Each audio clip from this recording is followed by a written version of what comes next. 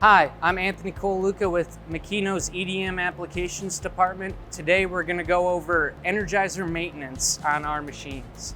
So, first thing I'm going to do is there is a little handle below the table here. Just going to pull it, take out my Energizer, and simply turn until I hear a click. Once I hear a click, I know it's at the next position. Then I'm going to put it back into the lower head. So we have two Energizers on this machine, one in the lower, one in the upper.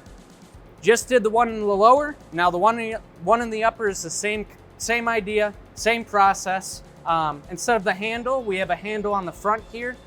You can either muscle the handle like this, or there's a little hex in the front if you don't want to fight it, and you can use an Allen key to pop it over. Then, same thing, take my Energizer out, give it one index until I feel a click, then I can put it back in.